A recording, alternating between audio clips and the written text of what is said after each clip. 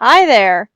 So I took another break for a day. Well, not really. I was kind of just dead all this morning. But I am planning to record this chapter and maybe the next. I do maybe because, like I said, try and take it a little slower. Um, One thing I'm gonna say though is go check out Lynx's channel. Lynx the cat. They decided to advertise me in a bunch of other podfickers. Uh, because they got upset they could they didn't get upset. They were annoyed that I kept advertising them because they keep thinking they're small. So, go tease them for me and go say you came from like Pika's channel or something, I don't know. Or even like send their channel into a Discord that that has Podfix or likes Podfix. Anyway, um, let's go talk about the tea real quick before, because this is weird. We ran out of milk. Normally, I usually have milk mixed with the tea. It's black tea, so it's quite bitter. I don't really like bitter things. So I usually put a bunch of sugar and milk in it, and sometimes honey. We didn't have milk. I found out we had coffee creamer that was like not milk based. It was like powder. So I said, screw it, and tried that in there. I can't taste it. Okay? So I was like, okay, this is just bitter as shit. So I went and looked around the kitchen again, added more sugar to it, and added some honey. That seemed to have stabilized it enough to where it's not disgusting. Uh, Pika's weird tea recommendations. Uh, I guess. Anyway, this is chapter 19 of Black Cats Are Bad Luck and So Are You, Kid by Holly. Let's get on to the fic.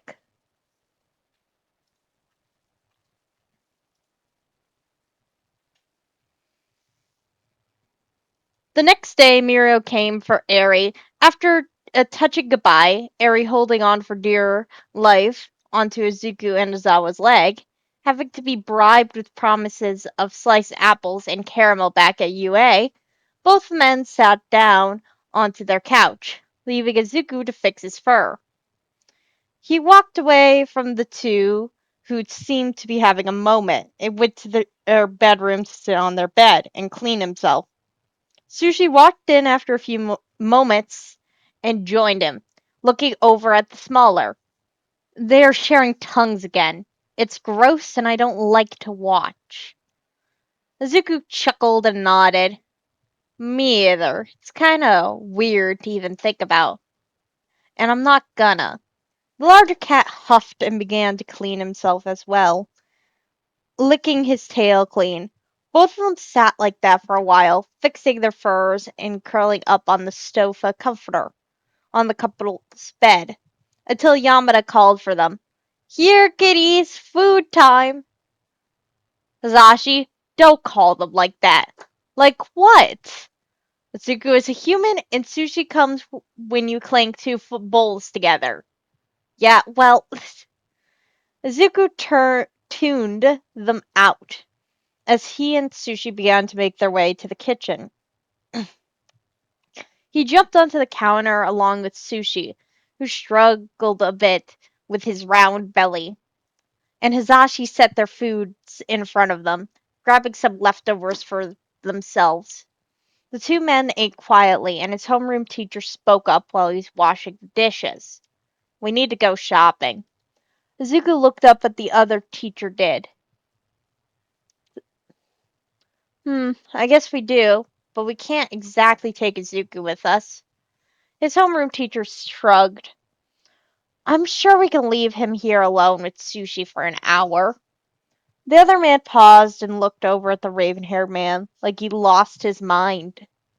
Are you sure? The man looked over at his lover, smiling. Positive, so long as the kid's okay with it. The men looked over to Izuku, who was still sitting on the counter. The boy nodded. He was fine with them leaving. The blonde sighed and ran his hands through his hair. Okay, then. I'll go get our stuff. The man left the room, and the raven-haired dried his hands on the towel that was nearby the sink. Zuko walked over to the man on the counter and sat by his hands, looking up at him. The man sighed and pet his head. Be good, kid. Don't make us regret this. Zuko purred and pushed his head into the man's hand reassuringly. The man sighed again, a short burst of amused breath that tickled the boy's spine. The man patted his head gently and walked away, grabbing his shoes and coat as the blonde walked back in with a small purse and a cheap disguise on. The blonde wore dark clothes paired with a pair of sunglasses and a fake mustache that made him look much different. When the raven-haired looked at the man, he sighed and stood, grabbing his coat. You've been watching too many American movies. The blonde stumbled back with a dramatic gasp. He looked at the raven-haired man like he had insulted him greatly, and spoke with a very American accent. Excuse you, sir. There is no such thing. The man looked at the other with his normal emotionless glare. He gave Izuku and his peers, except with more annoyance, disappointment, and exasperation on his expression. Speak normally. Hazashi huffed and crossed his arms. Fine, but I want ice cream. You're not getting any. The man turned and walked out of the apartment, the blonde squeaking and stumbling after him. But why, Sho? My love, please! The door shut on their conversation, but Izuku wasn't exactly listening after his English teacher's bit ended. He jumped off the counter and made his way to the couch, where he lay down and curled up, sleeping. And they're gone. The man put down his binoculars. The man beside him groaning and rubbing his temples. For the last time, it's daylight. You don't need those damn things. Just look at them with your eyes. The other pouted, looking at the grouchy man beside him. They make the experience more immersive. The other man swore he could feel an ulcer forming. It's breaking and entering into not one, but two well-trained and seasoned pro heroes' home to steal their fucking cat not immersive enough for you? The other man shrugged. I need to spice it in my life. The man groaned and face-palmed, sighing loudly.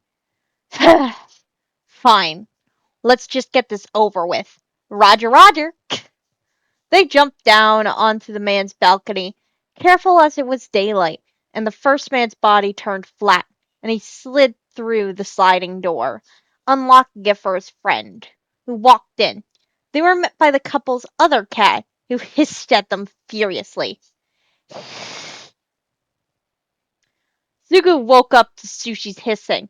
Looking around, his eyes widened and his fur fluffed up when he saw two unfamiliar men stopping around his teacher's home. They cursed to themselves and tried to swat at Sushi, but she hissed and swiped at them, making the smaller one yelp. He jumped down and hid under the couch, tail puffed out. The man chuckled at Sushi and began to move further into the apartment, much to his and Sushi's dismay. Both men stomped around the living room, looking for something, though Sushi had had enough, and with a great yow, Izuku heard the men she swiped at earlier yelp loudly, "This fucking cat is crazy!" The other man laughed at his accomplice's dilemma, a deep chuckle that made Izuku's fur stand on even more on end. Kitty's got some anger to him. Get it off me! The other man sighed, and Izuku felt his footsteps walk over to his partner. He heard Sushi's yowls of terror and anger as he was taken off the other man, and he was dropped to the floor, and Sushi darted under the couch, immediately shoving Izuku under his belly fur. Izuku struggled under him, but he hissed at the smaller's movement, hiding Izuku under his fluffy white underbelly. Be still, you idiot! There's danger! Sushi growled out to Izuku, who immediately stilled at the cat's words. He was just barely able to see and breathe through the cat's fur, while he was trapped and pinned flat to the ground. The man looked under the couch, scratches on his face and neck, glaring at Sushi. Stupid cat. The airman hummed thoughtfully, though, which made the man looking at Sushi look up, staring at this large feline. What? It's not here. What? Airman hastily stood and walked over to his fellow conspirator. Give me that. Hey, it's not nice to take things out of other people's hands like that. Oh, shut up. It was quiet for a moment as the man walked around the room and the first sighed. I told you, there's no other heat sources other than that feral cat under the couch. The man paused after a moment and spoke up. You didn't shut the balcony door, you idiot! The man ran over to the door, and Izuku heard the creak of railings as the man leaned over it. Get over here, cat could be miles away by now. Izuku heard the thudding footsteps of the larger man and the sliding of the glass door before all was at peace again. He sighed and tried to get out from the cat's hold, but the larger growled and pressed more weight onto the boy. We don't move till the humans come back. Our humans. Zuko sighed and resigned himself to his fate, hoping they would be back soon. Azawa yawned as he entered his home again, setting his pair of bags onto the counter and helping his husband with his own load. As the man had taken most of the heavy things to prove he was still strong, like carrying a few cans and some milk was gonna make Azawa think the man was still able to carry him to bed when his husband was incinerating him. Though what was odd was the fact there was no greeting when they came home. Not a single peep. Azawa thought it was odd, and once his husband's load was safely on the counter, and his husband sat on the bar stool to rest, he began to look for the small beasts. He checked Sushi's tower, but found nothing. Then the bedroom. He checked under the couch, seeing a very fluffed up Sushi, obviously checking something again.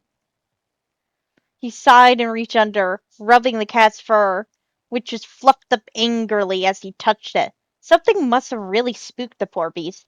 He chuckled and spoke to the massive ball of anger and protectiveness. Hey, Sushi, come on, let it go. The sound of his voice as the cat perked up and stood, walking to him happily, revealing a very flat Izuku, who was taking great gasps for breath like he'd been suffocated, which probably wasn't far from the truth. He reached over and grabbed the boy, bringing him over and out from under the couch, setting him on on his leg as Sushi curled up to him. Something must have really spooked the poor beast, so he lifted both of them up into his arms and held them, walking back to his husband, who smiled tiredly. The man sighed and handed the blonde his cat, who curled into him instantaneously. Whoa, hey, Sushi. Zawa chuckled and held Izuku closer to his chest, who was still trying to regain his sense of being 3D. Something spooked him again. His husband looked up to the other with big green, knowing eyes that sparkled with amusement. Oh no, was he chickening something again? Zawa nodded and pointed to Izuku. The man burst out laughing. Softly, of course, to not disturb the upset pile of fluff on his lap, but still. Oh, poor Midoriya! Forgot to warn him. Zawa chuckled and scratched the boy's back, smiling down at him. He'll be fine, but I'm giving you both of them while I put up the groceries. The blonde sighed and reached out. Sorry, love. I promise I'll make it up to you tonight. Will you do the dishes? The man sighed and nodded. Yeah, I guess that would be fair.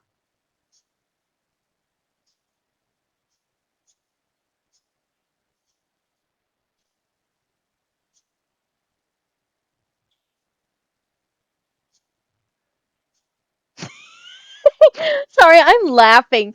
I had to redo parts of this scene like 4 times. Because, I'm sorry, trying to regain the sense of its 3D with that and another thing. Also, the author's note is funny. Anyway, Sushi saved. I'm not reading it all, but like, yeah. Wait, never mind. The whole thing's funny. Yeah, it's the season for Home Alone villains, y'all. I think the dynamic is goofy. I don't know. Anyway, Sushi saved Izuku from getting kidnapped with his fluff. I literally do not know where to find the ref for what Sushi did, but it's an old Warrior Cats thing. I used to find cute and funny. When I stumbled upon it again, my brain took over. Anywho, safe y'all, and happy holiday. Okay, this Warrior Cats thing. I actually didn't find a reference for this either. But I just kind of said fuck it and went with this. Like, Zuko be under there. I used the tail to cover him up too, but I wanted to imply he was there, so I couldn't just pin him against the floor. Anyway, uh, we got very floofy angry Sushi under the couch that most definitely clawed the fucking shit out of somebody, and giggling Pika.